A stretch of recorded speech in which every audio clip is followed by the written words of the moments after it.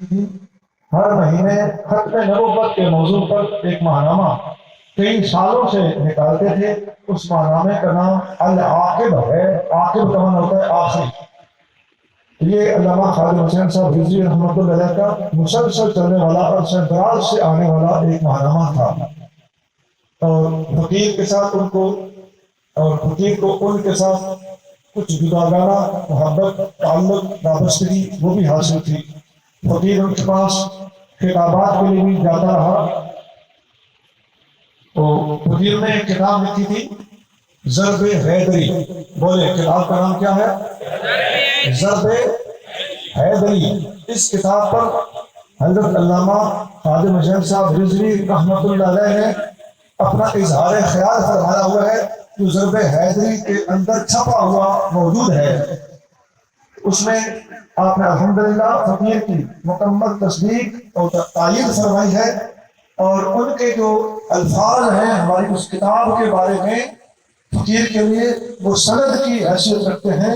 اور ہم نے اپنی کتاب کے جوہر کے طور پر اور اپنے آخرت کے سرمایہ کے طور پر خادم حسین رضوی رحمۃ اللہ علیہ کے الفاظ کو کتاب کے اندر لکھا ہوا ہے. انشاءاللہ تعالی جب تک کتاب چھپتی رہے گی علامہ خادم حسین رضوی رحمۃ اللہ علیہ کے الفاظ ہماری کتاب کے اندر شامل ہوتے رہیں گے.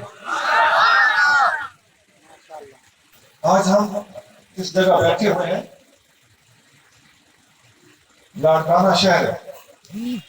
ہمارے مرشد کریم مشوری والے سائن قطب الاقطاب حضرت قبلہ مفتی محمد قاسم مشوری قدس سرہ العزیز کے آستان سے ہماری وابستگی ہے. فقیر کے سر پہ انہی کا تاج ہے اور اس درگاہ سے وابستگی پر ہمیں فخر ہے. اور ہم اپنے قبر اور قیامت میں ان کی شفاعت سے بخشش کی بھرپور امید رکھتے ہیں. اور انشاءاللہ تعالی جن فقیروں کا تعلق درگاہ مشوری شریف سے ہے قیامت کے دن انشاءاللہ العزیز ہم سارے کے سارے اپنے مسلمین کے ہمراہ ہوں گے.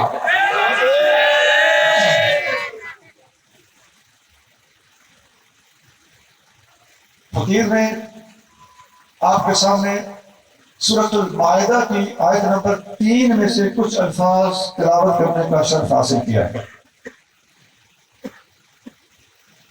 اس آیت میں سے 3 باتیں آپ کے سامنے رکھنی. سب سے پہلی بات ہے اللہ کریم نے ارشاد فرمایا اليوم یئس الذین کفروا من دینکم فلا تخشوهم واخشون. اے میرے نبی کے غلاموں امتیوں میرے نبی کے صحابیوں آج کافر لوگ تمہیں اپنے معبود سے ہٹانے کے بارے میں مایوس ہو چکے ہیں. ان سے نہ ڈرو مجھ سے ڈرو. دوسری بات فرمایا اليوم اکملت لکم دینکم واتممت علیکم نعمتی. آج ہم نے تمہارے لیے تمہارا دین مکمل کر دیا اور اپنی نعمت تمہارے اوپر تمام کر دی. نمبر 3 وَرَضِيتُ لَكُمُ الْإِسْلَامَ دِينًا.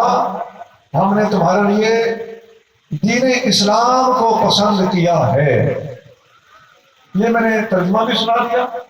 3 باتیں الگ الگ آپ کی خدمت میں رکھ دی. اب اس آیت میں جو 3 چیزیں بیان ہوئی ہیں سبق کے طور پر فقیر آپ کے سامنے دوبارہ ان چیزوں کو دہرانے لگا ہے.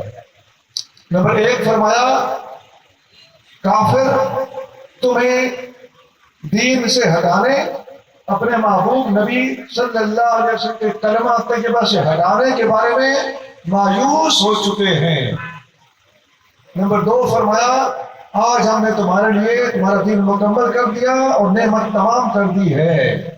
نمبر 3 فرمایا دین اسلام کو تمہارے لیے پسند کیا ہے. پڑھے لکھے سمجھدار لوگ بھی تینوں باتوں کو ذہن نشین کر لیں. اور جس طرح میں نے آسان کر کے بات عرض کی ہے مجھے امید ہے کہ زیادہ پڑھے لکھے لوگوں کے علاوہ مجھ جیسے سادہ لوگوں کو بھی بات آرام سے سمجھ آ گئی ہوگی. جن 3 چیزوں پر ہم نے کچھ گزارشات پیش کرنی ہیں وہ 3 چیزیں آپ نے خلاصے عنوان ہیڈنگ اور ٹائٹل کے طور پر سمجھ لی. کافر اسلام کو زیر کرنے کے بارے میں مایوس ہو گیا. نمبر 2 دین مکمل ہو گیا. نمبر 3 دین کا نام اسلام ہے، اسلام کے علاوہ اور کوئی دین اللہ کو پسند نہیں ہے. ان 3 چیزوں میں سے پہلی چیز میں نے عرض کی کہ کافر لوگ مسلمانوں کو گمراہ کرنے کی کوششیں کر کر کے تھک کر مان چکے ہیں کہ یہ دین حق کی راہ سے ہٹ نہیں سکتے. یہ قرآن کہہ رہا ہے کہ دنیا کفر مسلمانوں کو گمراہ کرنے کے بارے میں مایوس ہو چکی ہے. اسی طرح حدیث میں بھی آتا ہے، صحیح بخاری، سنن بہقی، ان کتابوں میں حبیب کریم صلی اللہ علیہ وسلم کی صحیح حدیث موجود ہے.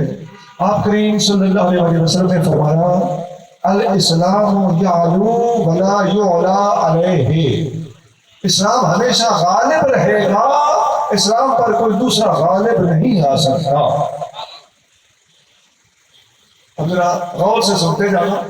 قرآن کہتا ہے کہ کافر اسلام سے ہٹانے کے بارے میں مایوس ہو چکے ہیں کہ مسلمان یہ راستہ نہیں چھوڑ سکتا.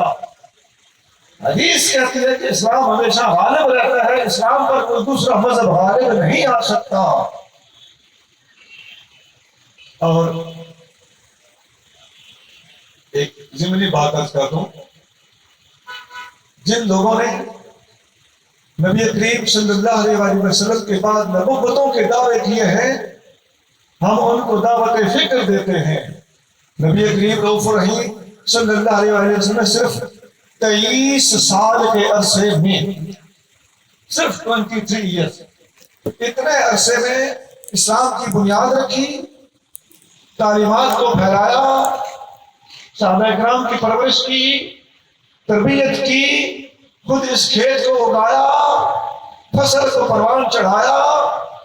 اسلام کے نام سے اسلامی قانون پر مشتمل مبنی، اور جس ملک میں اسلامی قانون نافذ ہو چکا ہو ایسا ملک خود تیار کر کے دیا، اسلامی نظام کو خود اپنے ہاتھوں سے نافذ کیا، اسلامی سزائیں، انعامات سب نافذ کیے، اور اسلام کو اس انتہا تک پہنچایا کہ اللہ نے فرما دیا کہ آج تمہارا دین مکمل ہو چکا ہے. صرف 21 22 23 سال کے عرصے میں. 21 سال میں اس لیے کہہ رہا ہوں کہ الیوم اکملت لکم، یہ آیت حجۃ الوداع کے موقع پر نبوت کے 21ویں سال میں نازل ہوئی تھی. 2 سال ابھی اور باقی تھے. اتنا عرصہ گزرنے کے اندر اللہ تعالیٰ نے دین کو مکمل کر دیا تھا. پتہ چلتا ہے کہ دین کو 21 سال میں غالب کر دیا گیا تھا. مرزا قادیانی اینڈ کمپنی کو 150 سال ہو چکا ہے، ذکری فرقے کو 700 سال ہو چکا ہے. یہ دنیا میں ملک، پورا ملک اپنے مذہب کے مطابق قائم کرنا تو دور کی بات ہے، خدا کی عظمت کی قسم ان سارے مذہبوں کے پاس ایک شہر بھی آج تک موجود نہیں ہے. وہ جو چناب نگر جس کو پہلے ربوہ کہتے تھے، وہ بھی سارے کا سارا قادیانی کے پاس نہیں ہے. اس کے اندر بے شمار مسجدیں مسلمانوں کی ہیں، پورے کے پورے محلے مسلمانوں کے ہیں. تو آخر 21 سال میں دنیا میں سب سے بڑی مملکت قائم کر کے دکھا دی، اور ان لوگوں نے ایک شہر بھی قائم کر کے نہیں دکھایا. اب 150 سال کی مسلسل سازشیں، ہنگامے، اندرونی کارروائیاں، یہودیوں، امریکہ، یورپ، برطانیہ، ان کا سہارا لے کر اتنے 150 سال کے عرصے میں صرف اور صرف ایک شہر تک نہ بنا سکے. ایک گاؤں بھی قادیانیوں کا فل دنیا میں موجود نہیں. کئی ٹاواں اکا دکا یہ پائے جاتے ہیں. اس وقت 150 سال میں 1 کروڑ کی تعداد قادیانیوں کی نہیں ہے. تو اسلام، قرآن کہتا ہے کہ کافر تمہیں گمراہ کرنے کے معاملے میں مایوس ہو چکے. حدیث کہتی ہے اسلام ہمیشہ غالب رہے گا، اس پر کوئی غالب نہیں آ سکتا.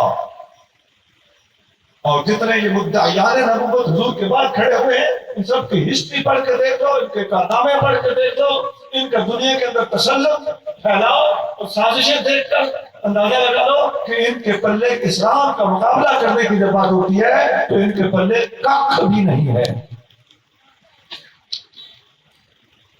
پچھلے دنوں ایک انگریز رابرٹ نکولسن، یہ ابھی زندہ ہے، یہ عیسائی ہے، مشنری کا بہت بڑا مبلغ ہے، عیسائیوں کے مذہب کا بہت بڑا مبلغ اور تبلیغی آدمی ہے۔ اس نے ایک مضمون لکھا 19 اگست، یعنی ابھی 2 مہینے نہیں، 19 اگست 2021 کو اس نے ایک مضمون لکھا تھا، وہ نیٹ پہ موجود ہے۔ اس مضمون کا نام ہے The Unconquerable Muslim World، ناقابل شکست مسلمان دنیا۔ تھوڑا نام ہی غور سے سن لو، Unconquerable Muslim World، ناقابل تسخیر مسلمان دنیا، یعنی مسلمان دنیا کو فتح کرنا ناممکن ہے۔ یہ مضمون کا عنوان ہے، ہیڈنگ ہے۔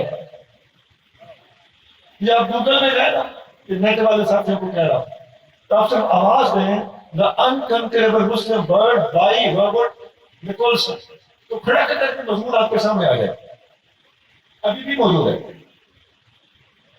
اس میں وہ لکھتا ہے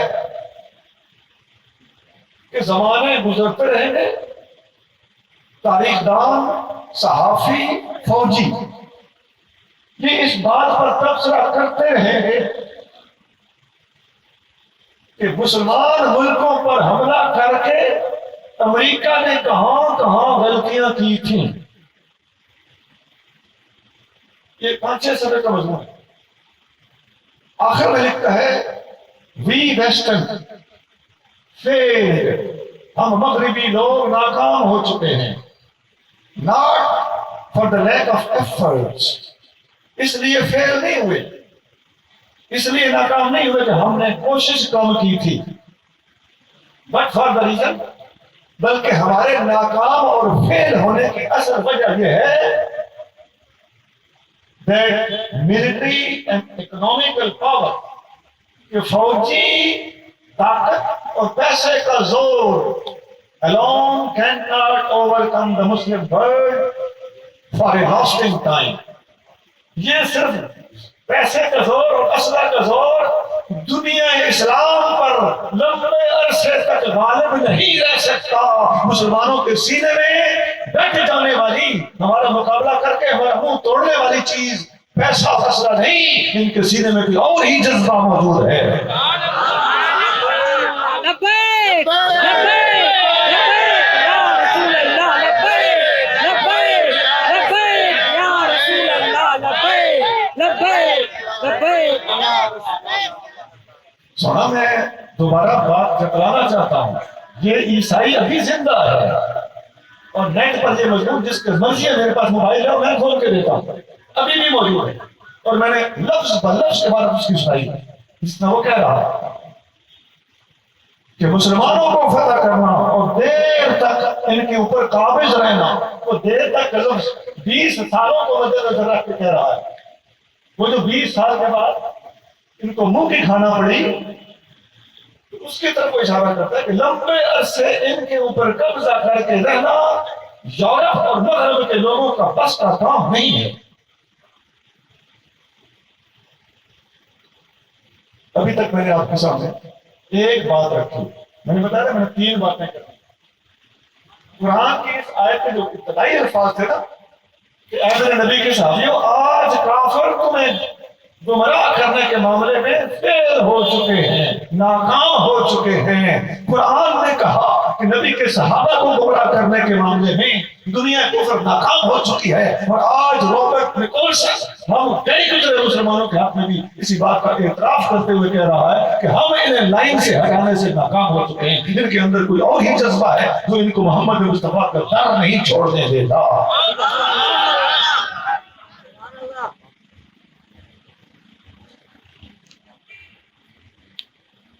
دوسری بات یہ ہے کہ اللہ نے فرمایا الیوم اکملت لکم دینکم، آج ہم نے تمہارے لیے تمہارا دین مکمل کر دیا۔ اس جملے کا تعلق آقا کریم صلی اللہ علیہ وسلم کی ختم نبوت کے ساتھ۔ دین جب مکمل ہو گیا تو اس کا مطلب یہ ہوتا ہے کہ اب کسی اور نبی کے آنے کی ضرورت نہیں رہی. نئے نبی اس لیے آتے تھے کہ دین مکمل نہیں ہوتا تھا. کوئی نہ کوئی تعلیمی گوشہ، کوئی نہ کوئی علمی میدان، کوئی نہ کوئی تحقیقی پہلو، تشنہ تکمیل ہوتا تھا جس کو مکمل کرنے کے لیے نئے نبی کی ضرورت ہوتی تھی. الیوم اکملت لکم، دین کے مکمل ہو جانے کا اعلان ہو جانے کے بعد اب کسی نبی کی کوئی ضرورت نہیں رہی. دین میں کوئی کمی ہے ہی نہیں جس کو فل اپ کرنے کے لیے، پورا کرنے کے لیے، بھرنے کے لیے کسی نئے نبی کے آنے کی ضرورت ہو. یہاں میں دو باتیں اور پیش کرنا چاہتا ہوں. میرے مسلمان بھائیوں، یہ بات یاد رکھنا، اس دنیا میں کوئی مذہب ایسا نہیں سوائے اسلام کے جس مذہب کی کسی کتاب میں یہ آیا ہو کہ ہمارا دین مکمل ہو گیا ہے. دین کے مکمل ہونے کا لفظ یہودیوں کی کتاب تورات میں نہیں ملے گا، زبور میں نہیں ملے گا، انجیل میں نہیں ملے گا، بیت میں نہیں ملے گا، گرنتھ میں نہیں ملے گا. قرآن کے سوا اس کائنات کی کسی کتاب کو یہ توفیق نہیں ملی کہ آج تک اپنے دین کے مکمل ہونے کا اعلان کرے. اب مان لو کہ دین مکمل ہونا نہ ہونا، اس کا ریالٹی پر مبنی ہونا، اس پر سوالات ہونا نہ ہونا ایک الگ ہے. بھائی یہ تو دعویٰ ہی اسلام کے سوا کسی اور نے نہیں کیا. یہ دعویٰ اگر کیا تو صرف اور صرف اسلام نے کیا ہے، صرف اور صرف قرآن نے کیا.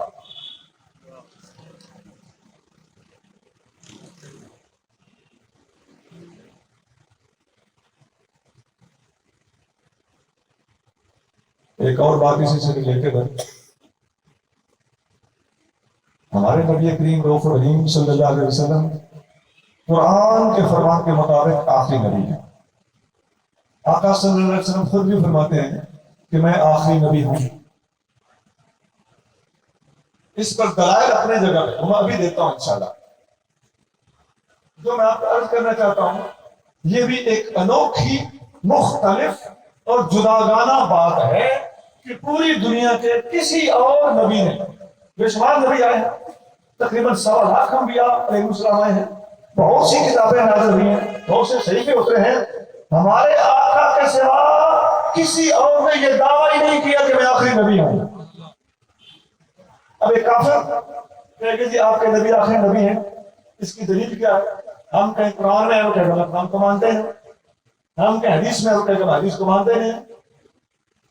تو ایسے بندے کا منہ بند کرنے کے لیے عقلی بات یہ ہے کہ ہمارے نبی پاک کے سوا کسی اور نے یہ کلیم ہی نہیں کیا، یہ دعویٰ نہیں کیا کہ میں آخری نبی ہوں. دکھاؤ کس نے کیا؟ ہمارے آقا کے سوا کسی کا یہ دعویٰ ہی نہیں ہے. لہٰذا عقلی طور پر بھی ماننا پڑے گا کہ قرآن ہی کہتا ہے کہ دین مکمل ہو چکا، اور قرآن ہی کہتا ہے کہ محمد کریم آخری نبی ہیں. یہ دعویٰ کسی اور کو نصیب ہی نہیں ہوا. یہیں پر اسلام باقی تمام ادیان پر غالب آ چکا ہے، لیڈ لے چکا ہے، سبقت لے چکا ہے، اور عقلی طور پر اپنا آخری دین، آخری کتاب، آخری رسول ہونا منوا چکا ہے.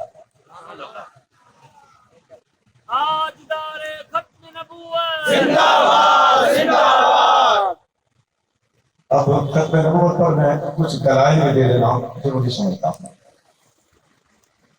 اب تو یہ جو میں نے آیت پڑھی ہے کہ آج دین مکمل کر دیا گیا، یہ بھی ختم نبوت کی ہی دلیل ہے. ختم نبوت پر قرآن میں تقریباً 100 آیتیں موجود ہیں. 100 ان میں سے ایک ہی ہے جو میں نے آپ کے سامنے پڑھی. اور سنیے، اللہ کریم ارشاد فرماتا ہے الذین یؤمنون بما انزل الیک وما انزل من قبلک. اے محبوب، متقی وہ ہیں جو ایمان رکھتے ہیں کس پر؟ جو آپ پر نازل ہوا ہے اس پر، جو آپ سے پہلے نازل ہوا ہے اس پر. بما انزل الیک، جو سنا آپ پر نازل ہوا ہے. وما انزل من قبلک، جو آپ سے قبل اور آپ سے پہلے نازل ہوا ہے. وبالآخرۃ ہم یوقنون، اور آخرت پر بھی یقین رکھتے ہیں. اب اس آیت میں آپ نے سن لیا، اس میں بقرہ کی ابتدائی آیتوں سے اکثر بچوں کو لوگوں کو اس بانی یاد ہو جاتی ابتدائی آیات ہونے کی وجہ سے. تو 3 باتیں اللہ نے یہاں ارشاد فرمائی ہیں. کچھ حضور صلی اللہ علیہ وسلم پر نازل ہوا، وما انزل من قبل، حضور سے پہلے بھی کچھ نازل ہوا. اب حضور کے بعد نازل ہونے والی چیز کا ذکر نہیں ہے. بعد والی باری آئی تو کسی نازل ہونے والی چیز کا ذکر نہیں کیا، بلکہ فرمایا وبالآخرۃ ہم یوقنون، محبوب آپ کے بعد آخرت اور قیامت تو آ سکتی ہے، آپ کے بعد نبی نہیں آ سکتی. اب یہ قرآن ہے اور اس کی وضاحت حضور صلی اللہ علیہ وسلم خود فرماتے ہیں. بخاری شریف اور مسلم شریف میں ارشاد گرامی ہے، آقا نے فرمایا بعثت انا والساعۃ کہاتین، ایسے 2 انگلیاں وجمع بین اصبعیہ، نبی پاک صلی اللہ علیہ وسلم نے 2 انگلیاں جوڑی اور فرمایا میں اور قیامت ان 2 انگلیوں کی طرح جڑے ہوئے ہیں.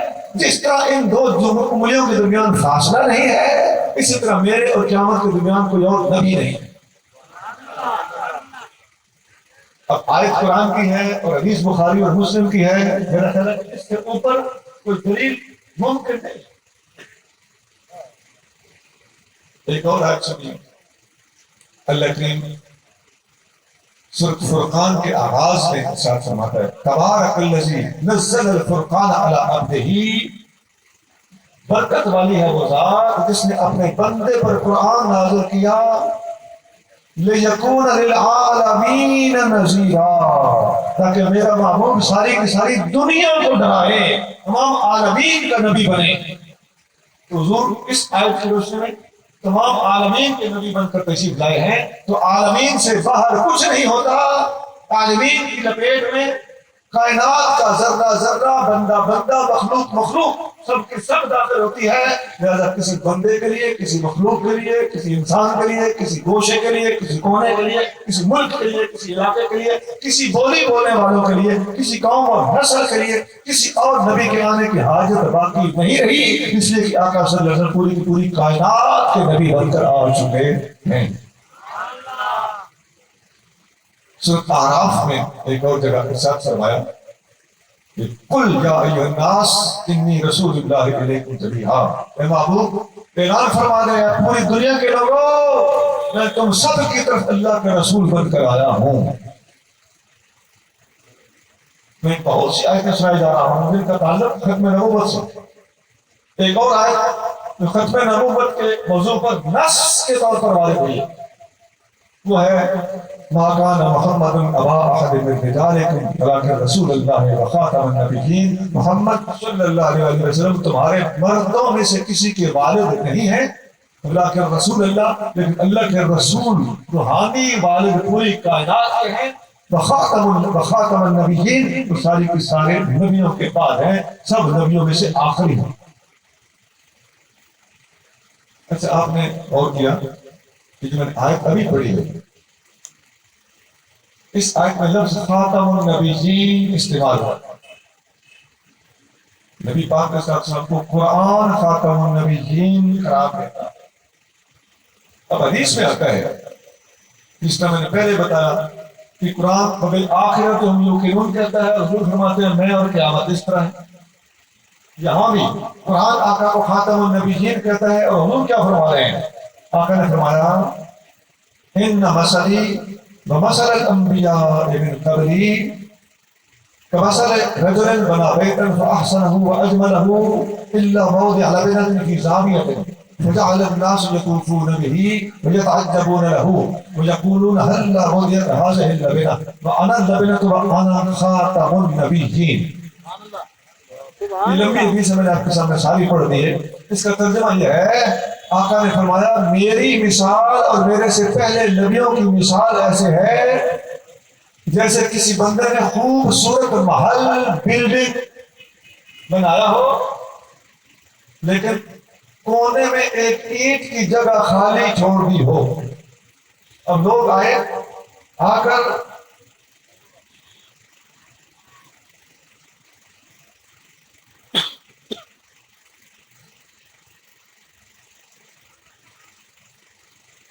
لوگوں نے آ کر محل کا طواف کیا، گھوم پھر کر دیکھا کہ محل تو بڑا خوبصورت ہے لیکن یہ ایک اینچ کی جگہ کیوں خالی ہے؟ تو یہاں آقا نے فرمایا کہ مثال دے کر فرمایا وَأَنَا النَّبِيُّ وَأَنَا خَاتَمُ النَّبِيِّينَ، نبیوں کے محل کی آخری عید میں ہوں، اور یہ ہے معنی خاتم النبیین کا۔ قرآن حضور کو خاتم النبیین کہتے ہیں، اور آقا اس لفظ کی وضاحت نبیوں کے محل کی آخری عید سے کر رہے ہیں۔ پتہ چلتا ہے کہ قرآن سورۃ احزاب بول رہی ہے اور حدیث بخاری مسلم اور بے شمار کتابوں سے بول رہی ہے کہ خاتم کا معنی آخری ہوتا ہے، جس طرح اس محل میں وہ عید آخری تھی، اسی طرح انبیاء علیہ السلام کے بعد آقا کریم صلی اللہ علیہ وسلم آخری نبی ہیں۔ اچھا، ایک اور حدیث میں آتا ہے، طبرانی میں صحیح سند کے ساتھ یہ حدیث موجود ہے، حبیب کریم صلی اللہ علیہ وآلہ وسلم نے فرمایا اول الانبیاء آدم وآخرهم محمد صلی اللہ علیہ وسلم، سب نبیوں سے پہلے نبی آدم ہے اور سب سے آخری نبی محمد ہے صلی اللہ علیہ وسلم۔ تو پہلے نبی آدم، آخری نبی محمد صلی اللہ علیہ وآلہ وسلم۔ اب مرزا قادیانی اینڈ کمپنی جو بھی تشریح کرتے رہے کہ آخری کا معنی ہوتا ہے کہ حضور کے بعد، جو قادیانی کہتے ہیں یہ کہتے ہیں کہ حضور کے بعد کتاب والا نبی نہیں آ سکتا، حضور کے بعد ماتحت نبی آ سکتا ہے، ذلی آ سکتا ہے، بروزی آ سکتا ہے۔ اس حدیث نے یہ ساری باتیں واضح کر دی، اول نبی آدم ہے اور آخری نبی محمد ہے۔ اگر اول سے پہلے کچھ ہوتا ہے تو پھر آخر کے بعد بھی سوچا جا سکتا ہے، لیکن اول سے پہلے کچھ نہیں ہوتا، اول سے پہلے کچھ ہوتا ہی نہیں۔ اول الانبیاء آدم، کیا کوئی کہہ سکتا ہے کہ آدم علیہ السلام سے پہلے صاحب شریعت نہیں آ سکتا؟ بغیر شریعت والا آ سکتا ہے، صاحب کتاب نہیں آ سکتا، بغیر کتاب والا آ سکتا ہے، ذلی اور بروزی آ سکتا ہے، ماتحت نبی آ سکتا ہے، غلام بن کر نبی آ سکتا ہے۔ اول سے پہلے جس طرح کچھ نہیں نہ ہوتا تو پھر مان لو آقا نے تقابل پیش کیا ہے، اول آدم ہے، آخر فرمایا میں ہوں۔ اول سے پہلے کچھ نہیں ہوتا تو پھر مان لو آخر کے بعد بھی کچھ نہیں ہوتا۔ جس معنی میں جس طریقے سے آدم اول ہے اسی طریقے سے محمد آخر ہیں۔ اول سے پہلے زیرو ہوتا ہے تو پھر مان لو کہ آخر کے بعد بھی زیرو ہے۔ اسی لیے حدیث میں آتا ہے، صحیح مسلم میں حدیث ہے، میں آپ کو بتا دوں، حضرت علامہ خادم حسین صاحب رضوی رحمۃ اللہ علیہ ایک ماہنامہ نکالتے، اب مجھے نہیں پتا اس کا کیا حال ہے، اس ماہنامے کا نام ہے العاقب، میرے مضمون اس میں چھپتے رہے، العاقب، عاقب کا مطلب ہے آخری، تو اس ماہنامے کا نام تھا العاقب۔ یہ حدیث مسلم میں ہے، جس حدیث سے یہ نام لیا گیا ہے، آقا فرماتے ہیں وَأَنَا الْعَاقِبُ، میں عاقب ہوں، وَالْعَاقِبُ الَّذِي لَيْسَ بَعْدَهُ نَبِيٌّ، عاقب وہ ہوتا ہے جس کے بعد کوئی نبی نہ آئے۔ لہذا آقا کا فرمان کہ اول آدم ہے اور آخر محمد ہے صلی اللہ علیہ وسلم، آخر عاقب، دیکھو نا ایک لفظ دوسرے کی وضاحت کر رہا ہے۔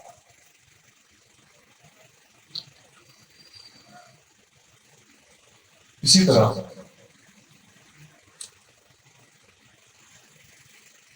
یہ جو آیت ہے، آج ہم نے تمہارے لیے تمہارا دین مکمل کر دیا، اس آیت پر ایک اور لحاظ سے نظر غور کیجیے۔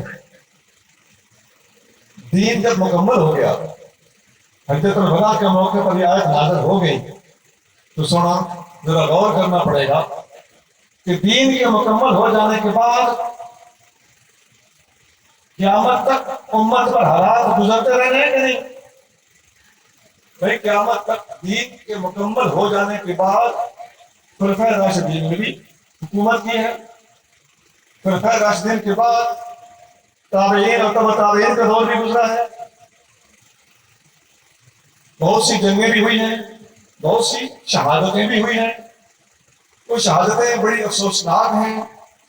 سیدنا فاروق اعظم کی شہادت کوئی تھوڑی افسوسناک نہیں ہے، عثمان غنی کی شہادت ہے، سیدنا علی المرتضیٰ رضی اللہ عنہ کی شہادت ہے، سیدنا امام حسن کی شہادت ہے، سیدنا امام حسین کی شہادت ہے۔ بے شمار ہستیوں کی شہادتیں ہیں اور یہ قیامت تک سلسلہ جاری ہے. اس وقت بھی لوگ شہید ہو رہے ہیں کہ نہیں ہو رہے؟ درجہ بدل گیا. بعد والے اگلوں کو نہیں پہنچ سکتے، یہ بات اپنی جگہ پہ، لیکن نفس شہادت میں سارے شامل ہے کہ نہیں؟ یاد رکھیے بعد والی چیزیں اسلامی تاریخ کے اندر بیان کی جا رہی ہیں اور دین آقا کے زمانے میں مکمل ہو چکا ہے. جس دین، جس مذہب، جس فرقے کی بنیاد اور دار و مدار تاریخ پر ہے وہ الیوم اکملت لکم دینکم کے الفاظ پہ غور کر لے. جس کا مرزا قادیانی الیوم اکملت لکم دینکم، دین کا مکمل ہو جانے کے بعد اپنے لیکچر لیے پھرتا ہے بالکل اسی طرز پر. کسی اور کو بھی اجازت نہیں ہے کہ کسی قسم کی بات دین کی تکمیل کے بعد دین کی بنیادوں میں شامل کرنے کی کوشش کرے. ساری باتیں فروع تو ہو سکتی ہیں، تکمیل کے بعد کی تو ہو سکتی ہیں، تاریخی اور اشاری کو تو ہو سکتی ہیں، دین کی بنیادی عقائد کے اندر ان چیزوں کو شامل نہیں کیا جا سکتا. بعد والی باتیں ہیں. کل صحابہ کرام کی آپس میں سرکرش، ناراضگیاں، نوک جھوک، برادرانہ مشاجرت ہو یا بے شمار ہستیوں کی دیگر واقعات ہو، علمی کارنامے ہو، ان کو سراہا تو جا سکتا ہے علمی کارناموں کو، لیکن ان کے اوپر دین کی دار و مدار رکھنے والا کوئی مذہب اگر ہے تو ایسے مذہب کا اہل سنت کے ساتھ کوئی تعلق نہیں ہے. مسلمانوں پر لازم ہے کہ راہ اعتدال کو ہاتھ سے نہ جانے. مرزا قادیانی نے مسلمانوں کی جماعیت کو پارا پارا کرنے کی کوشش کی ہے. مرزا قادیانی اجماع کا منکر ہے، اجماع امت کو کچھ نہیں سمجھتا، متفقہ فیصلوں کا انکاری ہے. تو جو شخص امت کے اجماع کا انکار کرے گا تو مرزا قادیانی کا بھائی مانا جائے گا. مرزا قادیانی کی عادت ہے کہ اجماع کو ٹھکرا کے رکھ دیتا ہے. وہ اجماع کو ٹھکرانے والے سارے کے سارے لوگ قادیانیت کی راہ پر چل رہے ہیں. یہ راستہ اسلام کا نبی پاک علیہ الصلوۃ والسلام کا دیا ہوا راستہ نہیں. اہل سنت و جماعت کا معنی کیا ہوتا ہے؟ جماعت صحابہ کرام کی جماعت ہے، اہل بیت کی جماعت ہے. صحابہ اور اہل بیت ایک چیز ہیں، ایک جماعت ہے. اسی لیے اہل سنت نے اپنے مذہب کا نام صرف اہل سنت نہیں بلکہ اہل سنت و جماعت رکھا ہوا ہے.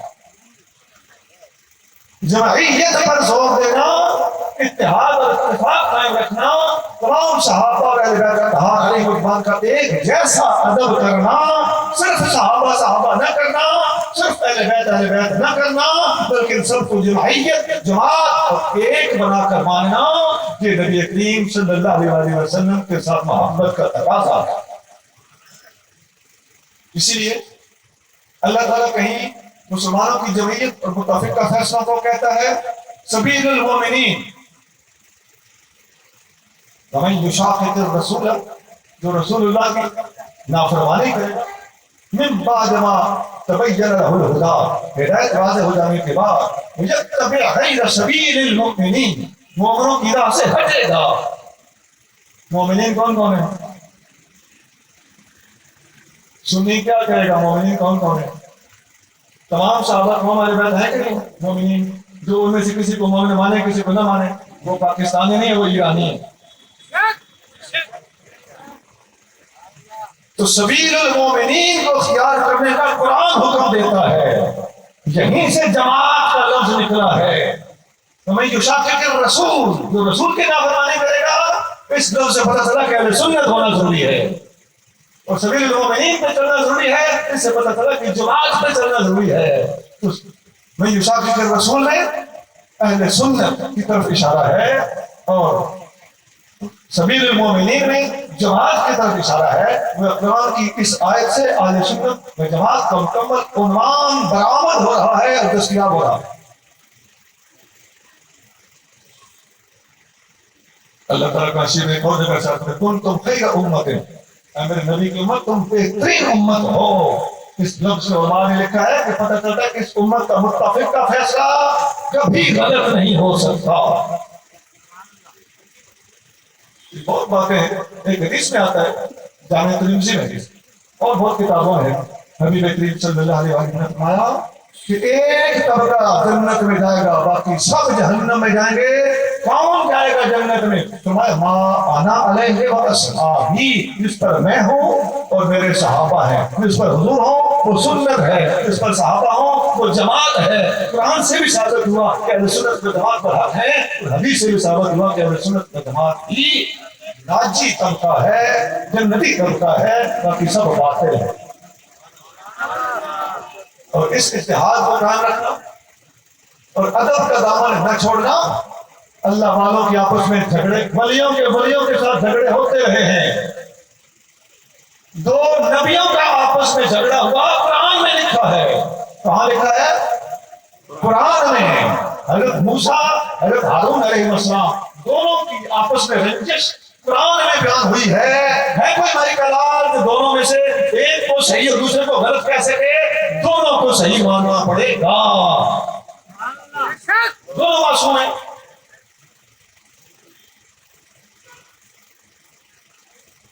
اگر سیدنا امیر معاویہ رضی اللہ تعالیٰ عنہ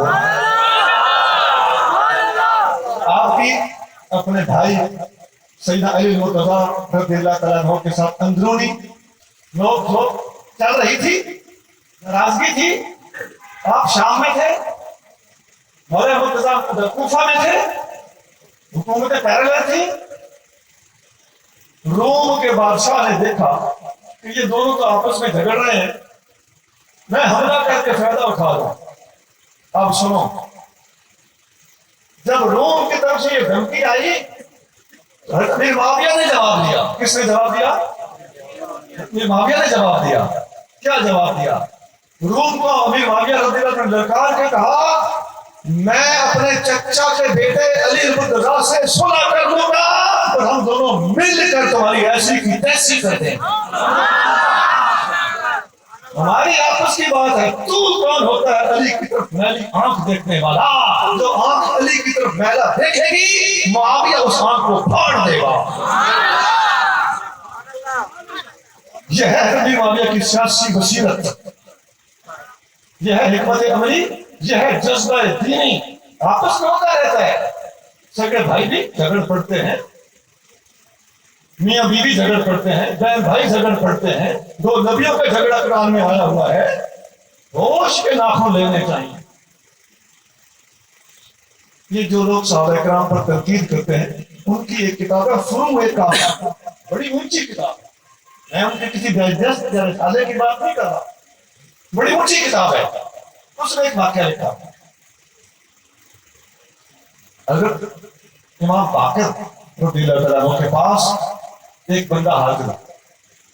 اس وقت حالات یہ تھے کہ حضرت امام حسن رضی اللہ تعالیٰ عنہ کی اولاد اور امام حسین رضی اللہ تعالیٰ عنہ کی اولاد، ان میں آپس میں رنجشیں چل رہی تھیں، جھگڑے تھے۔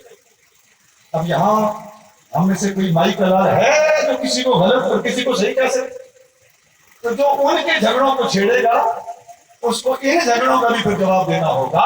اگر جہاں ادب ہے تو پھر وہاں ادب کیوں نہیں؟ تحقیق سے کام لینا پڑے گا، سیدھا زوریاں نہیں چلتی اللہ کی بارگاہ میں۔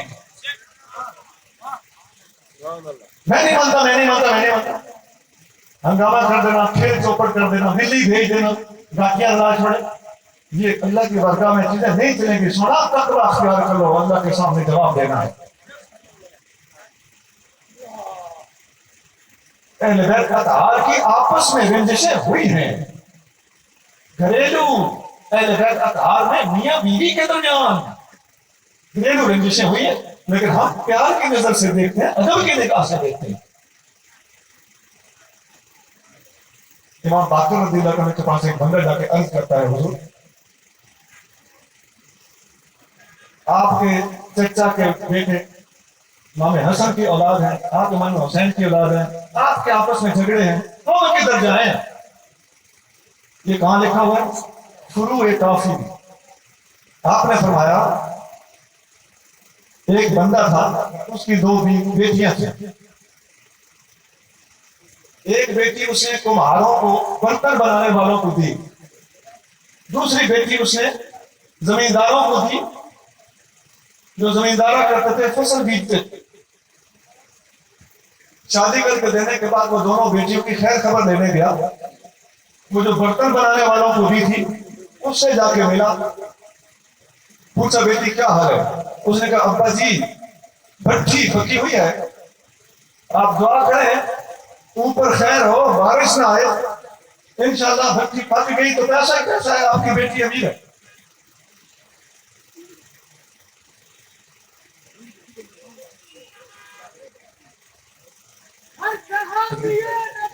جنتی جنتی جنتی جنتی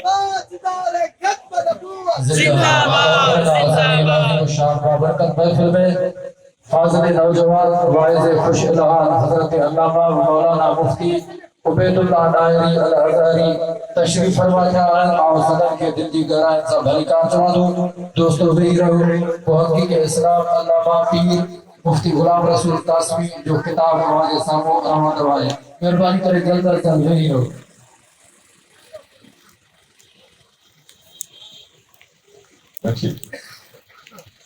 علامہ عبید اللہ صاحب الازہری, علامہ مفسر قرآن محمد ادریس صاحب داہی کے صاحبزادے تشریف لائے ہیں. اللہ تعالیٰ ان کا تشریف لانا ہمارے لیے باعث برکت بنا. تو یہ درس کر رہا تھا کہ حضرت امام باقر نے رضی اللہ تعالیٰ جواب دیا کہ جو بیٹی اس نے برتن بنانے والوں کو دی ہوئی تھی, اس بیٹی نے کہا ابا جان دعا کرے بارش نہ ہو, بھٹی پک گئی تو پیسہ ہی پیسہ ہے. دوسری کے پاس گیا تو اس سے پوچھا بیٹا کیا حال ہے؟ اس نے کہا ابا جان فصل بیجی ہوئی ہے, دعا کرو اللہ کرے بارش ہو جائے تو پھر پیسہ ہی پیسہ ہے. اب وہ سر پکڑ کے بیٹھ گیا, کہنے لگا بارش مانگتا ہوں تو برتنوں والی اجڑ جائے گی, اور بارش نہیں مانگتا تو یہ فصل والی اجڑ جائے گی, میں کہاں جاؤں؟ امام باقر رضی اللہ تعالیٰ نے فرمایا آپ لوگوں کے لیے میں نے مثال دی ہے, جس طرح وہ بندہ مجبور تھا, دونوں میں سے کسی کی سائیڈ نہیں لے سکتا تھا. آپ بھی ہمارے درمیان نہ بولا کرو, آپ کے لیے جس طرح ہم قابل ادب ہیں اسی طرح وہ بھی قابل ادب ہیں, بڑوں کے معاملات میں بولا نہیں کرتے. جنتی جنتی ہر صحابی نبی جنتی جنتی علی و معاویہ جنتی جنتی. ایک حدیث آپ کو سنانے لگا ہوں, پھر آگے بڑھتے ہیں. حدیث شریف میں آتا ہے نبی کریم رؤوف رحیم صلی اللہ علیہ وسلم حضرت ام حرام رضی اللہ تعالیٰ عنہ ایک خاتون تھی, بڑی عظیم صحابیہ ہیں. ان کے گھر میں دوپہر کو آرام فرما رہے تھے. آ کر جب جاگے تو آپ خوش تھے. حضرت ام حرام نے پوچھا یا رسول اللہ خوش ہونے کی کیا وجہ ہے؟ آپ کریم صلی اللہ علیہ وسلم نے فرمایا میں نے خواب میں دیکھا ہے کہ میری امت کا ایک لشکر, ایک فوج سمندر پار جہاد کرنے گیا ہے, ان سب پر جنت واجب ہو چکی ہے. حضرت ام حرام نے عرض کیا یا رسول اللہ دعا فرمائیے اللہ مجھے اس فوج میں شامل کر دے.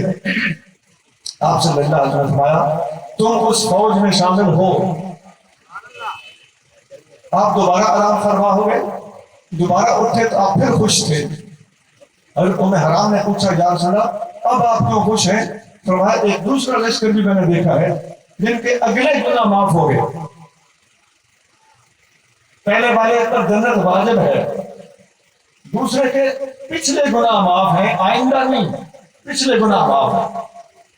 اور دونوں رسولوں میں فرق تھا.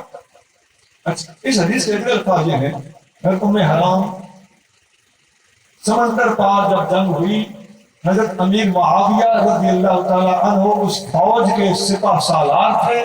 ان کی سپہ سالاری, نگرانی اور قیادت میں حضرت ام حرام اپنے شوہر حضرت عبادہ بن صامت کے ساتھ اس غزوے میں شریک ہوئی تھی. اور وہاں پر آپ کے شوہر جب آپ کو خچر پر سوار کرنے لگے تو خچر کود گیا.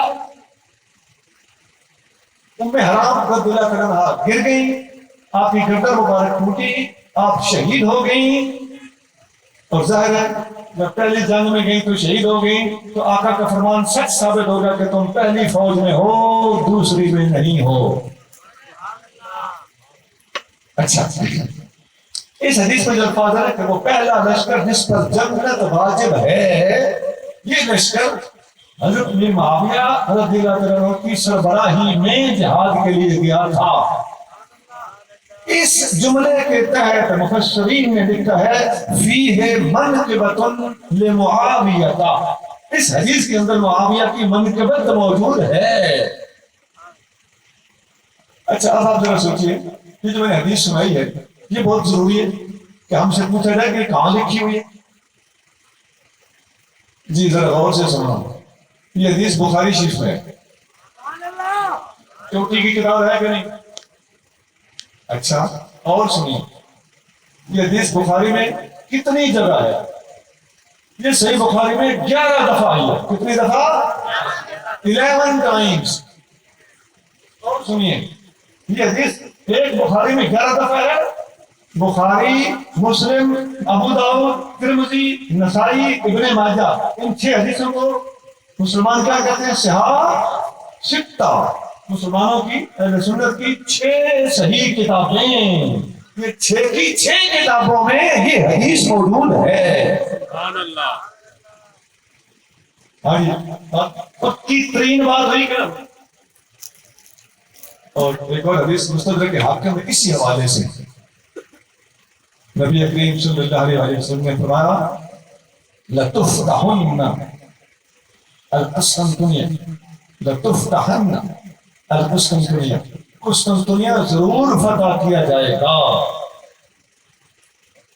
وَلَنِعْمَ الْأَمِيرُ ظَالِمَ الْأَمِيرُ وَلَنِعْمَ الْجَيْشُ ذَلِكَ الْجَيْشُ. وہ لشکر کیا ہی اچھا لشکر ہوگا اور اس کا امیر کیا ہی اچھا امیر ہوگا. اور اس کی سند صحیح ہے. نیچے صاحب نے لکھا ہے سند صحیح. وافقہ الصحابہ. صحابی نے اس کے ساتھ موافقت کی. بالکل زبردست حدیثیں ہیں، صحیح ترین حدیثیں ہیں. سجی کبھی باتیں ہم نہیں کر رہے. صحیح ترین حدیثوں سے ثابت ہے کہ نبی کریم صلی اللہ علیہ وسلم نے اپنی معاویہ اور اس کے پورے لشکر کو جنتی قرار دیا ہے. اور کیا ہی اچھا امیر ہوگا اور کیا ہی اچھا لشکر ہوگا. واضح الفاظ کے ساتھ امیر کو جداگانہ طریقے سے کیا ہی اچھا قرار دیا.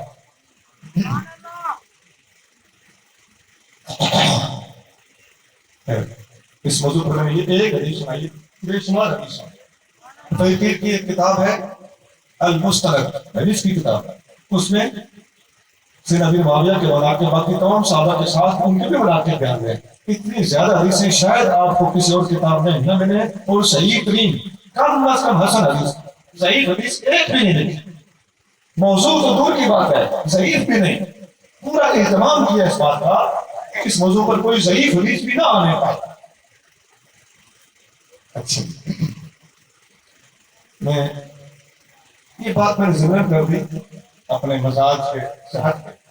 میں کہنا یہ چاہتا ہوں کہ جو بھی لوگ امت کے متفقہ فیصلوں کو تسلیم نہیں کرتے دراصل مرزا قادیانی کی راہ پہ چل رہے ہیں. مرزا قادیانی امت کے متفقہ فیصلوں کو نہیں مانتا. چھوٹی چھوٹی شرارتیں کرے گا. فلاں آدمی اس اجماع میں شامل نہیں تو پھر یہ اجماع کیسے ہوا؟ امام احمد بن حنبل شامل نہیں تو یہ اجماع کیسے ہوا؟ حالانکہ سارے کے سارے شامل ہیں. امام احمد بن حنبل کا یاد وسیع اجماع میں شامل ہے. شرارتی آدمی ہے.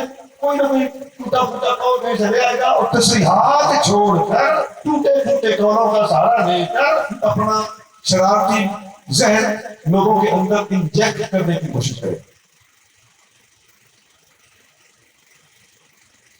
ایک اور بات بھی میں جہاں لگا دینا بتا سکتا ہوں. تھوڑا میں ہاتھ باندھ کے کرتا ہوں کہ آپ نے جو پڑھے لکھے ہیں اس بات پر ضرور غور کریں. ہر باطل مذہب ہے حدیث کی کتابوں میں سے جب بھی دیکھا کہ یہ صحابی اس موضوع پہ بڑا بولتا ہے اس صحابی کو ٹارگٹ کرنا شروع کر دیا. بجائے اس نے حدیث کا انکار کرے کتاب کا انکار کرے صحابی کو ٹارگٹ کرنا شروع کر دیا. اب حیات مسیح پر سب سے زیادہ حدیثیں روایت کرنے والے سیدنا ابو ہریرہ ہے. یہ پکی بات. باقی صحابہ نے بھی روایت کی ہے تابعین نے بھی روایت کی ہے. حیات مسیح پر بھی اور ختم نبوت پر بھی ظہور مہدی پر بھی متعدد صحابہ نے روایت پیش کی. لیکن حیات مسیح پر بطور خاص چونکہ جگہ جگہ حضرت ابو ہریرہ نظر آتے ہیں. مرزا قادیانی کو اور تو کچھ نہ سوچی، حضرت ابو ہریرہ کے خلاف تینے کرنے شروع کر. کہتے ہیں ابو ہریرہ نبی تھا معاذ اللہ. یہ الفاظ ہے روحانی خزائن میں، یا اس کو شیطانی خزائن کہتا ہوں. وہ صحیح نہیں تھے، روایات بیان کرنے میں ماہر تھے، درایت نہیں تھی، درایت سے کوئی حصہ نہیں ملا تھا. یہ مرزا قادیانی کے الفاظ ہیں روحانی خزائن نامی کتاب کے اندر. پیڑ کیا ہے اس کا، درد کیا ہے؟ اس لیے حضرت ابو ہریرہ حیات مسیح کے اوپر حدیثیں روایت کرتے ہیں. حدیث کا انکار کرنا، کہنا یہ تو نہیں کہہ سکتا تھا لیکن حضور کی بات نہیں مانتا. تو طریقہ تعداد بدماشوں کا پھر کیا ہوتا ہے؟ بدماشی کرنا، پھیر کرنا. بدماشی کا راستہ کون سا ڈھونڈا؟ میں قادیانیوں کو پوری ذمہ داری کے ساتھ متوجہ کر کے یہ بات سنا رہا ہوں. اگر آپ کا مطالعہ ہے اور اگر آپ کو اپنی آخرت کی تھوڑی سی بھی فکر ہے تو فقیر کی بات پر پوری دیانتداری سے اور اپنی آخرت بچانے کے جذبے سے غور کرنا. فقیر کی بات کچی نہیں ہوگی. سنتے رہتے ہو ہمارے بیانات، الحمدللہ پکے بیانات ہوتے ہیں. اس کا رد کرنا تمہارے پاس کا کام نہیں ہے. تو ہم ان لوگوں میں سے ہیں اور ہم کہہ رہے ہیں مرزا قادیانی نے حضرت ابو ہریرہ رضی اللہ عنہ کو اس لیے ٹارگٹ کیا ہے کہ درایت میں پیچھے سے درایتیں کرتے رہتے تھے. یاد رکھو حضرت ابو ہریرہ بہترین صاحب درایت، بہت بڑے فقیہ تھے. آپ کو پتہ ہونا چاہیے حضرت ابو ہریرہ مدینہ کے گورنر رہ چکے ہیں. تو گورنر چیف جسٹس ہوتا تھا. چیف جسٹس اور گورنر بننے کے لیے نبی ہونا یہ سوٹ نہیں کرتا. یہ کسی ذہین آدمی، فقیہ آدمی، علمی آدمی کا کام ہے، جرأت والے آدمی کا کام ہے. حدیث بخاری میں آتی ہے کہ ایک صحابی نے کہا، صحابی نہیں شاید تابعی تھے، کہ یہ دو بھائیوں کا جھگڑا ہو گیا. انہوں نے کہا جی میں اپنے پڑوسی کو اپنی دیوار پر اپنا شتیر نہیں رکھنے دوں گا. تو حضرت ابو ہریرہ رضی اللہ عنہ نے فرمایا نبی پاک علیہ الصلوۃ والسلام کا فرمان موجود ہے کہ پڑوسی کو اپنی دیوار پر شتیر رکھنے دو. اگر تم نہیں رکھنے دو گے لَأَرْمِيَنَّهَا بَيْنَ أَكْتَافِكُمْ، میں وہ شتیر اٹھا کے تمہارے دو کندھوں کے درمیان ماروں گا. یہ بات کون کر سکتا ہے؟ فقیہ کر سکتا ہے. یہ بات کون کر سکتا ہے؟ جرأت والا حاکم جو اپنے احکام کو نافذ کرنے کی صلاحیت رکھتا ہے. یہ بات وہ بندہ کر سکتا ہے. یہ اس وقت کی بات ہے جب آپ مدینہ کے گورنر تھے اور آپ گورنر تھے. یہ کہاں لکھا؟ یہ بخاری میں لکھا ہوا ہے. اور سنیے اما عائشہ صدیقہ رضی اللہ تعالیٰ عنہا کا جب وصال ہوا ان کا جنازہ کس نے پڑھایا؟ حضرت ابو ہریرہ رضی اللہ. کیوں پڑھایا؟ اس لیے جب اما پاک کا وصال ہوا ابو ہریرہ اس وقت مدینہ کے گورنر تھے.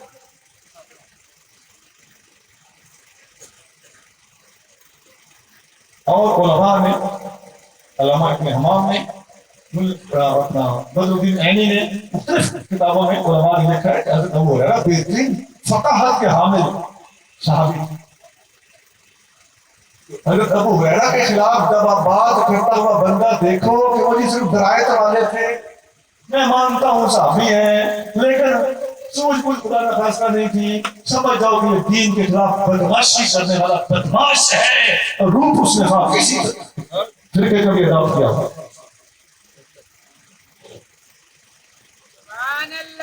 حضرت ابو ہریرہ رضی اللہ عنہ سے ایک اپنے کسی بندے نے پوچھا کہ آپ حدیثیں بڑی روایت کرتے ہو. آپ نے کہا میں ابھی بتاتا ہوں میں کیوں روایت کرتا ہوں. یہ بخاری میں آپ نے یہ گزشتہ رات عشاء کی نماز کیا آپ نے نبی کریم صلی اللہ علیہ وسلم کے پیچھے پڑھی تھی؟ حضرت ابو ہریرہ پوچھ رہے ہیں. اب ایمان سے سوچ رہا ہوں یہ سوال کوئی ذہین آدمی کر سکتا ہے. اور ایک سیکنڈ جو بتا میں ابھی بتاتا ہوں، میں حدیثیں کیوں زیادہ روایت کرتا ہوں میں ابھی بتاتا ہوں. آپ نے عشاء کی نماز حضور کے پیچھے پڑھی تھی؟ جی پڑھی تھی. بتاؤ پہلی رکعت میں حضور نے کیا پڑھا تھا اور دوسری میں کیا پڑھا تھا؟ انہوں نے کہا جی مجھے تو یاد نہیں. تو میں بتاتا ہوں پہلی رکعت میں یہ پڑھا تھا دوسری رکعت میں یہ پڑھا تھا. یہ وجہ ہے کہ ابو ہریرہ تم سے زیادہ حدیثیں روایت کرتا ہے. مطلب کیا حافظہ ہے میرا. اور حافظہ بھی ایک اور حدیث میں آتا ہے حافظہ بھی ان کو حضور نے دیا تھا. چادر بچھاؤ, چادر بچھائی, آقا نے ایسے ہوا میں سے کچھ ایسے بھرا, لاکھوں بھرے اور چادر میں ڈالا. فرمایا اس کو لپیٹ کے سینے سے لگاؤ. حضرت ابو ہریرہ نے سینے سے لگائی. فرماتے ہیں اس کے بعد میں حضور کی کبھی کوئی حدیث نہیں بھولا. اس عظیم صحابی کے خلاف بولنا دشمن اسلام کا فرض بنتا ہے. گھبرانے کی ضرورت نہیں ہے. ہاں اتنا ہے کہ دشمن اسلام کی پہچان, ایک پہچان یہ بھی ہے کہ ہمیشہ ابو ہریرہ کی مخالفت کرتا ہوا آپ کو نظر آئے گا.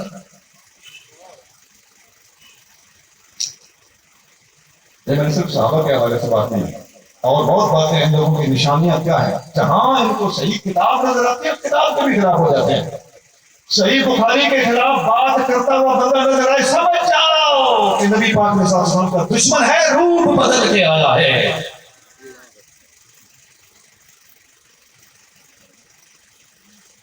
اب موضوع کر رہا تھا مرزا قادیانی.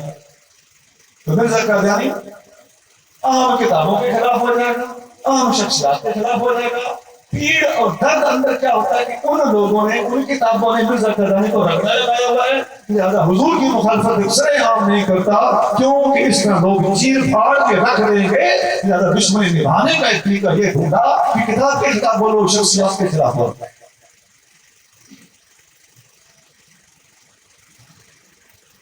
آپ حضرات میں سے آج کے بعد کوئی بندہ اس بارے میں سستی نہ کرے. جہاں ان مقدس کتابوں, ان مقدس شخصیات کی مخالفت ہوتی ہوئی دیکھو, سمجھ جاؤ کہ یہ دشمن مصطفیٰ ہے, لیکن روپ بدل کر آیا ہوا ہے. اب تک میں نے آپ کے سامنے دو باتیں رکھی.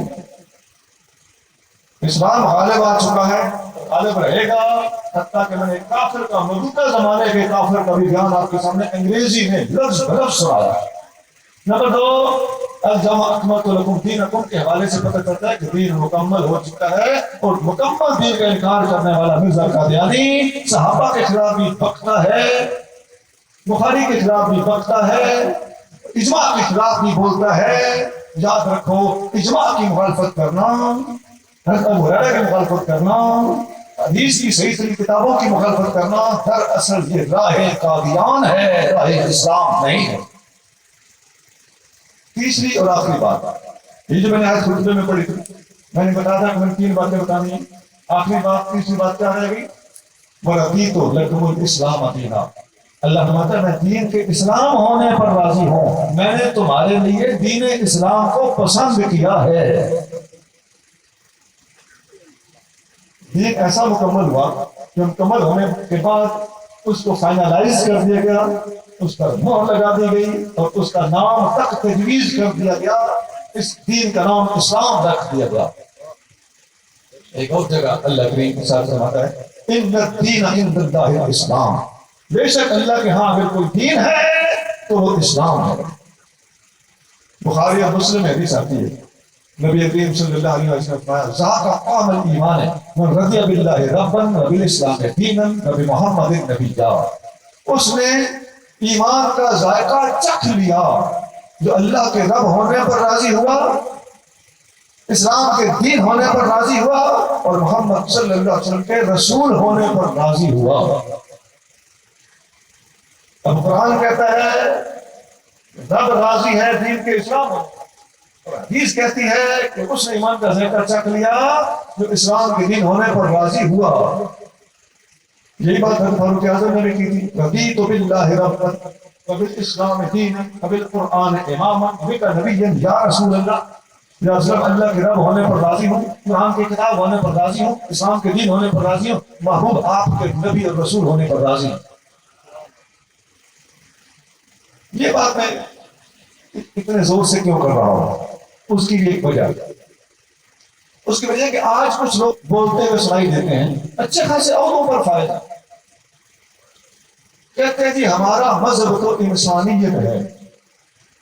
یہ بھی کہہ دیتے ہیں کہ سارے نبیوں کا مذہب انسانیت ہے. خدا کی عظمت کی قسم یہ بالکل جھوٹ ہے. سارے نبیوں کا مذہب اگر کہنا ہے تو پھر اسلام کا ہو, اللہ کو ماننا، توحید کو ماننا، اللہ کی کتابوں کو ماننا، فرشتوں کو ماننا، رسولوں کو ماننا، قیامت کو ماننا، یہ تمام نبیوں کا دین تھا۔ دین اسلام ہے، رب دین کے اسلام کے دین ہونے پر راضی ہے۔ یہ کہتا ہے میں مذہب انسانیت کو کہتا ہوں، قرآن کے ساتھ سیدھی سیدھی ٹکر اور مخالفت ہے۔ زیادہ ایسے لوگوں کی بات پر کان نہ دھرے جائیں۔ انسانیت کی خدمت کرنا، انسانی حقوق ادا کرنا، درجہ بدرجہ حقوق ادا کرنا، سب سے زیادہ کس کے ہیں، اس کے بعد کس کے ہیں، اس کے بعد کس کے ہیں، یہ تمیز اللہ نے ہمیں عطا فرمائی ہے۔ کافر اور مومن میں فرق ہے، ماں باپ میں فرق ہے، باپ اور بھائی میں فرق ہے، بھائی اور پترین میں فرق ہے، بیوی اور بیٹی میں فرق ہے۔ اگر حفظ مراتب نہ کوئی زندگی بھائی جسے کوئی تمیز نہیں ہوتی، جو فرق ہی نہیں کرتا، تمیز نہیں کرتا، آپ ایمان سے بتاؤ، جو تمیز نہیں کرتا اسے اردو میں کیا کہتے ہیں؟ بدتمیز۔ بھائی تمہیں کافر اور مسلمان میں کوئی فرق نظر نہیں آتا؟ چلو میں ایک اور بات کرتا ہوں، اگر تمہارا مذہب انسانیت ہے تو یہ سارے کے سارے جانوروں کا کیا کرو گے؟ اب یہ کتے، بلے، گھوڑے، بکرے، گائے، بھینس، یہ بھی تو روح ہے نا، ان کو بھی درد آتا ہے۔ انسان کو ذبح نہیں کرتے ہو، ان جانوروں کو ذبح کرتے ہو، ان جانوروں کا کوئی نمائندہ تمہارے پاس آ کے چیخنا شروع کر دے کہ جانوریت میرا مذہب ہے، حیوانیت میرا مذہب ہے، تو کیا بگاڑ لو گے؟ جس دلیل سے تم اس بندے کو کہو گے کہ تم غلط ہو، اسی دلیل سے ہم تمہیں کہتے ہیں کہ تم بھی غلط ہو۔ کافر اور مومن میں فرق ہوتا ہے، انسان اور حیوان میں فرق ہوتا ہے، حیوان بھی سارے ایک جیسے نہیں ہوتے، خنزیر اور بکرے میں فرق ہوتا ہے۔ جب یہ فرق سمجھا، کسی فرق کو تمیز کرتے ہیں، جسے تمیز نہیں ہوتی اسے فرق تمیز کہتے ہیں۔ حدیث میں آتا ہے انزل الناس منازلہم، لوگوں کو ان کے مرتبے کے مطابق پیش آؤ۔ بھئی آپ کے پاس ایک گھونٹ پانی ہے، ایک کافر بھی مر رہا ہے، ایک مسلمان بھی مر رہا ہے، تو تم کس کو بچاؤ گے؟ مسلمان کو پہلے بچاؤ۔ اگر ایک گھونٹ پانی ہے، صرف ایک کافر ہی مر رہا ہے، تو میدان جنگ کی بات الگ ہے۔ آپ پر امن حالات کی بات کر رہا ہوں، یہ میں نے کلیئر کیا پہلے، تاکہ جہاد کی نفی پر بات کو نہ معمول کر دیا جائے۔ جہاد میدان جنگ ایک الگ چیز ہے، وہاں تو وہ اس کو مارتا ہے، اس کو مارتا ہے۔ عام حالات اور پر امن دنوں کی بات کر رہا ہوں۔ آپ کے پاس ایک گھونٹ یا ایک گلاس پانی ہو، صرف اور صرف مرنے والا کافر ہو، امن کے دن ہو، تو اس کافر کو بچا لینا چاہیے، یہ انسانیت کا تقاضا ہے۔ لیکن مسلمان اور کافر دونوں مر رہے ہوں تو پہلے مسلمان کو بچانا، یہ اسلامیت کا تقاضا ہے۔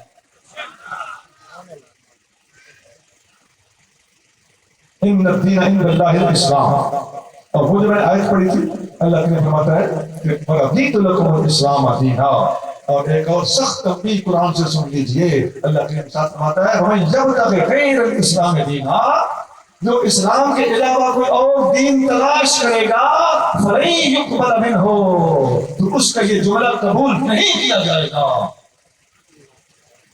لہذا جو بھی اسلام کے علاوہ دین تلاش کرتا ہے، وہ انسانیت کو دین کہے یا حیوانیت کو دین کہے یا خنزیریت کو دین کہے یا ارواح کو دین کہے، نہیں، ایسی کوئی بات نہیں ہے۔ دین اللہ کے فرمان کے مطابق اسلام ہی ہے، اور مسلمان کہلانے والا ایسا جملہ بولے تو یہ اور بھی زیادہ افسوسناک بات ہے۔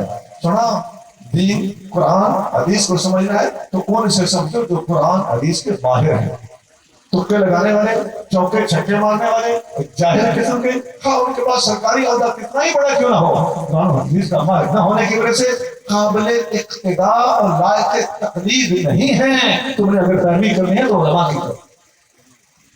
ہمارے علاقے میں بہت بڑا آدمی گزرا ہے، ملک مظفر بن دیال، بڑا نیک آدمی تھا۔ اس نے مولانا اعلی بخش صاحب رحمۃ اللہ علیہ یہ استاد رکھے ہوئے، یہ بڑے بڑے فضلاء کے استاد ہیں پنجاب میں۔ اس کے محلے میں، گاؤں میں ایک کسائی نے بکری ذبح کی، اور وہ گھنٹی ہوتی ہے جو خدا جس کو بولتے ہیں، اس سے اوپر چھری چلا دی۔ علامہ صاحب نے کہا یہ بکری مکروہ تعلیمی ہو چکی ہے، یہ کھانے کے قابل نہیں۔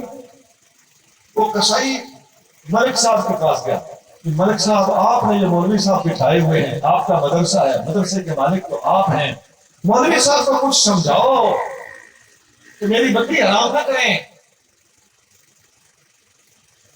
ملک مظفر نے کہا مولوی صاحب نے کیا کہا ہے کہ تمہاری بکری غلط ذبح ہو گئی ہے اور حرام ہو چکی ہے؟ ہاں جی، میری بکری کو حرام قرار دے دیا اس نے، اسے کچھ سمجھائیں۔ ملک بڑا نیک آدمی تھا، اس نے کہا گل سن، اگر مولوی صاحب نے کہا ہے نا کہ یہ بکری حرام ہے یا مکروہ تعلیمی ہو چکی ہے، تو مولوی صاحب اس لیے نہیں بیٹھے ہوئے کہ ہم مولوی صاحب کو سمجھائیں، مولوی صاحب ہم نے اس لیے بٹھایا ہے کہ مولوی صاحب ہمیں سمجھائیں۔ لہذا تمہارا یہ مطالبہ بالکل غلط ہے، مولوی صاحب کے پاس میں جاؤں گا ہی نہیں، ملکتر لا کے مارا گا، چل بھاجت ہوں۔ آپ لوگوں سے بھی میں درخواست کرتا ہوں، بھئی قرآن حدیث سمجھنا ہے تو ان سے سمجھو جن کو اللہ نے یہ توفیق دی ہوئی ہے، جو اس فن کے، اس فیلڈ کے، اس علم کے ماہر ہیں۔ جب عام لوگ علماء کو سمجھانے کے لیے کھڑے ہو جاتے ہیں نا، تو اس وقت دین کی تباہی ہے۔ میں نے ٹوٹل 3 باتیں آپ کے سامنے رکھی۔ نمبر 1، دین اسلام غالب ہے، اس پر کوئی دوسرا غالب نہیں ہو سکتا۔ نمبر 2، نبی کریم رؤوف رحیم صلی اللہ علیہ وسلم آخری نبی ہیں اور آپ کا دین مکمل دین ہے، حضور کے بعد کسی اور نبی کے آنے کی کوئی ضرورت، کوئی حاجت باقی نہیں ہے۔ نمبر 3، دین اور مذہب انسانیت نہیں ہے، بلکہ دین اور مذہب اگر ہے تو صرف اور صرف اسلام ہے۔ اللہ تعالیٰ ہمیں عمل کی توفیق عطا فرمائے۔ میں ایک بات اہم ہے جو میرے ذہن میں آ رہی ہے، سندھ کے علاقے میں چونکہ قادیانی اتنے ایکٹیو نہیں ہے، میں اتنے کمپیریٹیولی بات کر رہا ہوں، پنجاب میں جو کور کر رہے ہیں، یہاں کچھ لوگ ان سے آگاہ ہیں، کچھ ان کے فتنے سے آگاہ نہیں ہیں۔ اس علاقے میں سندھی زبان میں قادیانیت کے خلاف لٹریچر چھاپنے کی سخت ضرورت ہے۔ ہمارے سائیں بادشاہ قطب الاقطاب حضور سائیں محمد قاسم مشوری قدس العزیز نے فتاوی قاسمیہ کی دوسری جلد میں ختم نبوت پر لکھا ہے اور ان کی تکفیر کی ہے، اور حضور علیہ السلام کے بعد وحی کے آنے کا عقیدہ رکھنا بھی کفر قرار دیا۔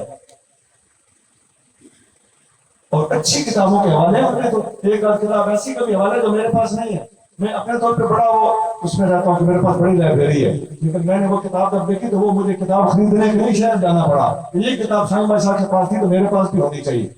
تو ہمارے علماء نے اس موضوع پر کام تو کیا ہے، میں بات عوام کی کر رہا ہوں اور ان علاقوں کی کر رہا ہوں جہاں قادیانیت کے خلاف لوگوں کے پاس معلومات تھوڑی ہیں۔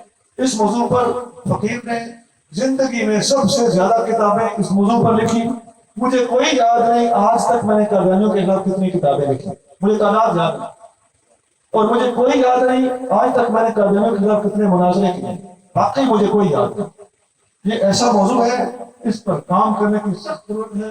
فقیر 1981 سے لے کر آج تک مسلسل اس موضوع پر کام کرتا چلا رہا ہے۔ میں آپ مسلمان بھائیوں کو بھی دعوت فکر دیتا ہوں کہ اس موضوع پر کھڑے ہو جائیے اور اپنی محافل میلاد میں بھی ابھی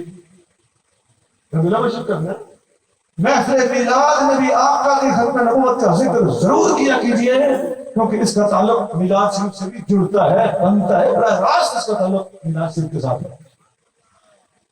سبحان ربک رب العزت عما یصفون وسلام علی المرسلین والحمد للہ رب العالمین۔